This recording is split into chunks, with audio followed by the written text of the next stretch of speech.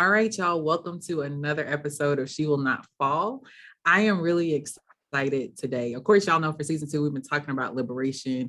And today, my special guest is Melissa. I am really, really, really excited to have her on and hear her perspective. So welcome to the podcast.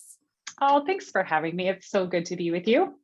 Thank you. So a good way for us to kind of learn your personality and how you work is with this question. And as I've said with every guest, I know it's a tough question, but yes, it just excites me because I get to learn kind of a little bit about who you are by how you answer this question.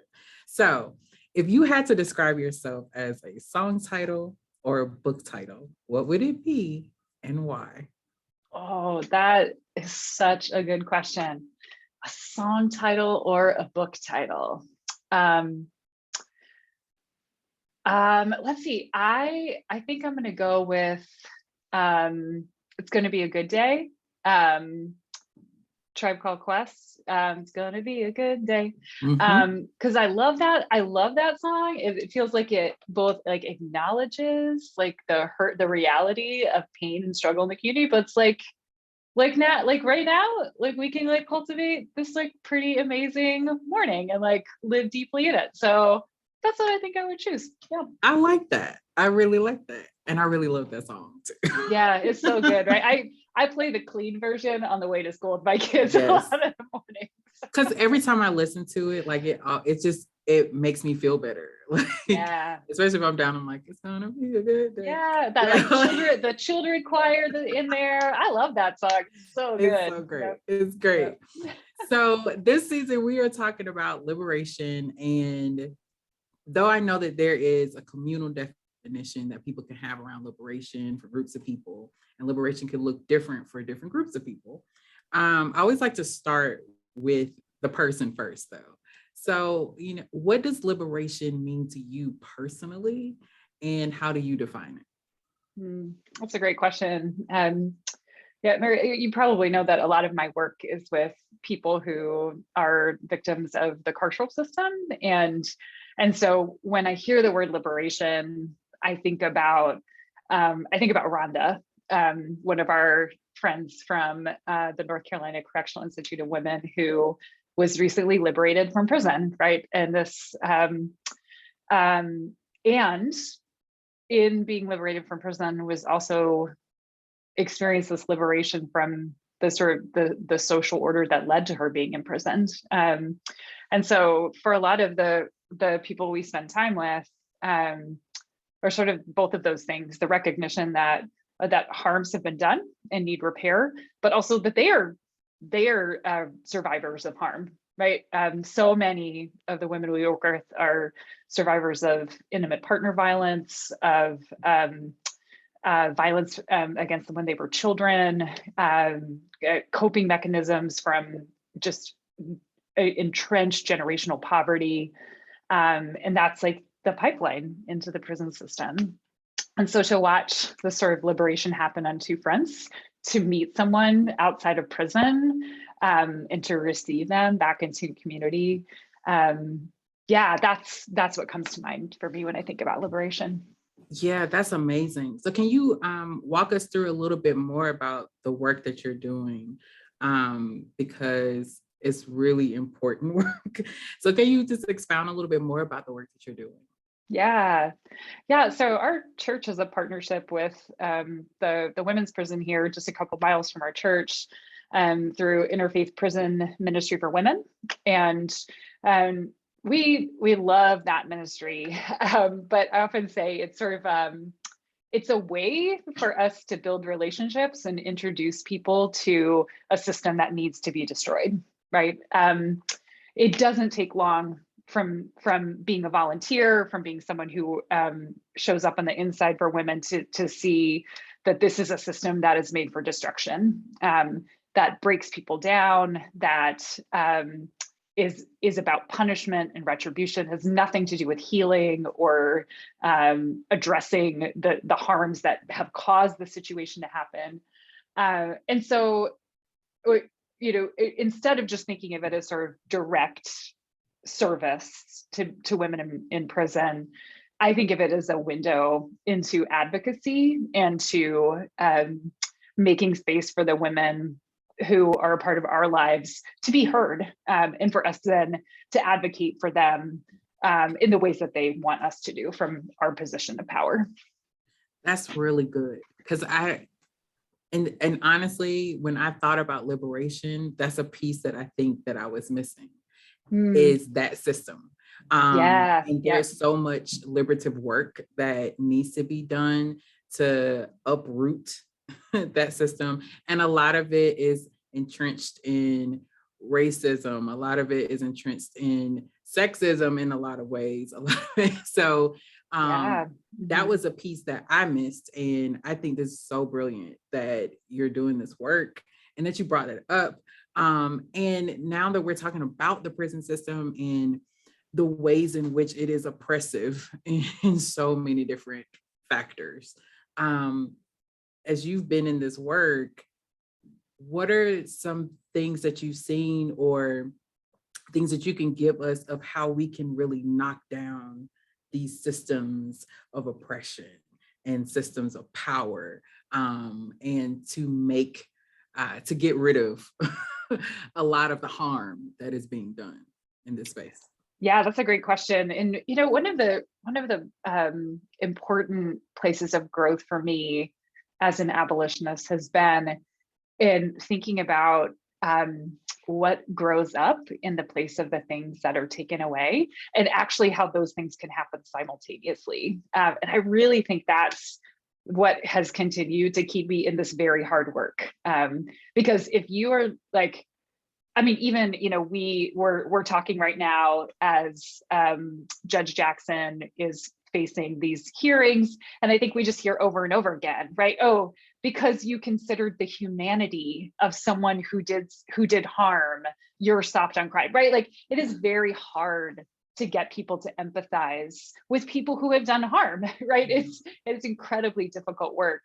And so what really sustains me is thinking about how we're actually trying to create a culture within abolitionist communities that itself, it kind of makes me think of like when vines grow on something and like a building, and it like crumbles the building because like the vines are so strong, right? Like that we can, that we're trying to build this, we're trying to like support this growth through our own ways of doing reconciliation, our own ways of community accountability. Like, we can't continue to rely on carceral imaginations within our organizing communities if we expect it to happen anywhere else, right? We can't continue to the carceral imagination in our parenting, in our friendships, in our workplaces, if we expect this to be a strong enough vision, right, to provide an alternative. So I think that's one thing is like, what does it mean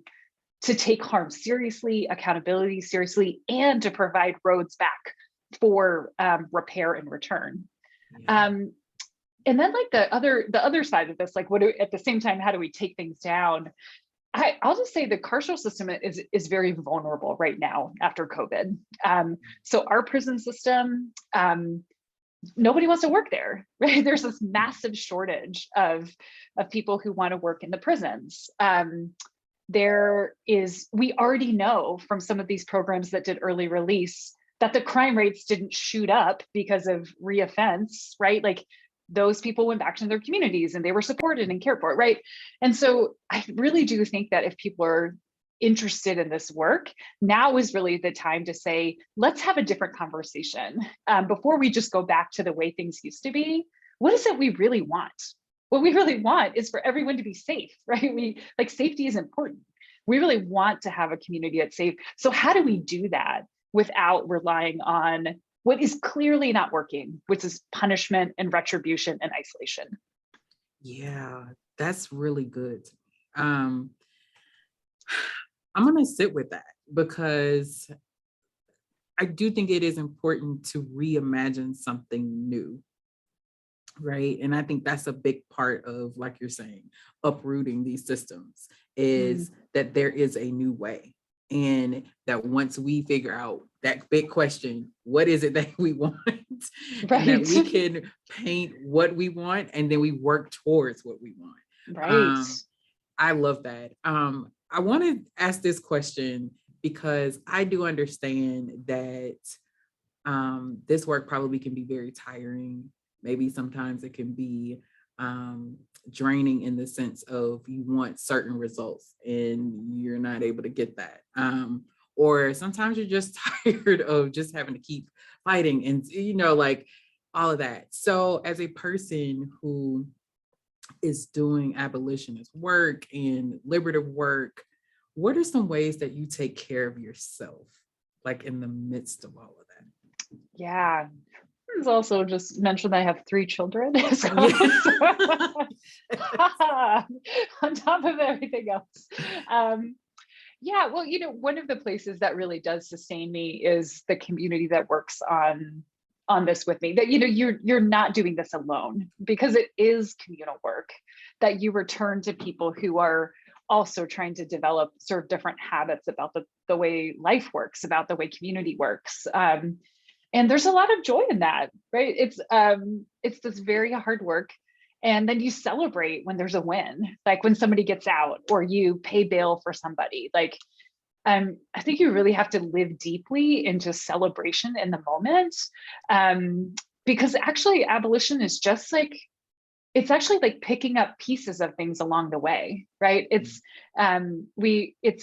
doesn't look necessarily like this big building, right? Again, like that image of vines, like we're just growing something, and it's going to look really different. And so I really do, I guess back to that original question, like it's going to be a good day. Like we're just going to live deeply into the celebration of this moment, and find people who also just are ready to deeply celebrate like when life manages to find its way in these really terrible, horrific places, because it does. It's like a miracle. Somehow things continue to grow even in prison. Yeah, that's really good.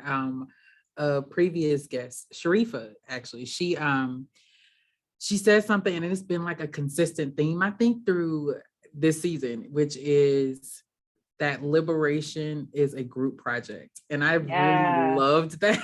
That's awesome. In so many different ways. Like we need each other in order to get the work done. But I think we also need each other in order to rest and to take a moment to pause. Like you need community to really help you with that. Even if it's them taking on some of the burden so you can take a break, right? Or that's right. Yeah. And so community is super, super, super duper important. I don't think isolation works with liberation. No. I don't think it can work. Even though some people think that it can, and I'm like, no, I don't really think that's how that works. You hit a roadblock on that real fast. Like you will wear yourself out. That's right.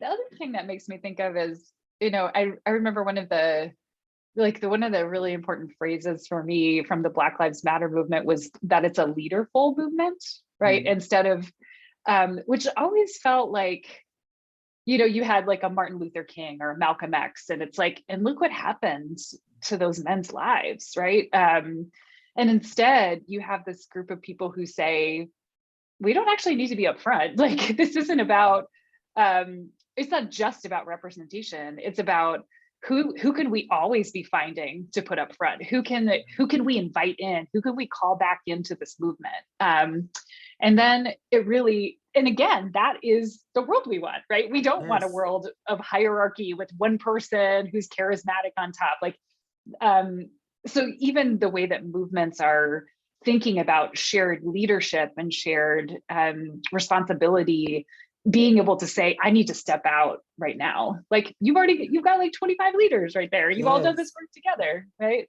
So absolutely, totally a group project. And that's where the power comes. Like I feel like that's where the power comes, is that it is a communal effort. Yeah. I love that. So as you look to the future for yourself, what are ways that you're hoping to liberate others, and especially women? What do you see on the horizon? Yeah, well, something I know that is true for myself, for others, is that abolition is a liberation project for all of us, right? We are all some people are in cages that are physical, and some of us are in the cages of carceral imaginations about what is possible, what's not possible. And so abolition is a liberation movement for all people. And I think that's especially true for women, because we work in particular with the women's prison. Watching to see how shifting the balances of power, shifting to communal leaderful movements, actually calls women into the places where they have felt pushed out or pushed away, and say, actually, you get to be, we're going to help you shape the world you want, right? Like, we're all in this together. And so, I'm excited to continue to build and be a part of this community here locally, here in Raleigh, North Carolina. But also, I'm excited to try some new projects here. Like, we're interested in universal basic income for people who are formerly incarcerated, and going to be trying to think about that project in the future. How can we do some better reentry supports so that people who are coming out of prison have a world that's ready. That's part of abolition too, is here's the path back to this community. So those are some of the things I'm excited about that are coming up this year.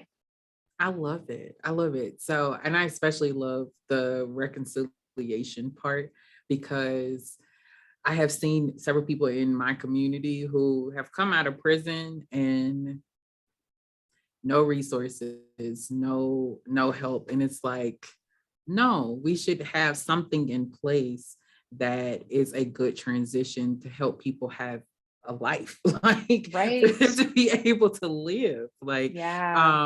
And that has been the missing piece and the missing link. And I have especially seen that with men. So I know it's probably 20 times worse for probably women.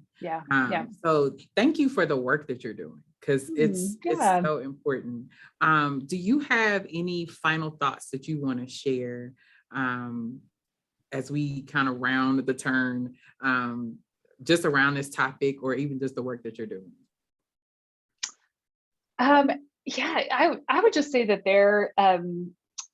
I would encourage anybody who's interested in working with people who are incarcerated, with prisoners, that there are just so many incredible stories to lift up and ways to center the advocacy of people who are on the inside. And so, I feel like that's such a good way into this work. It is to start thinking about ways that we can center those stories first, and really call them out.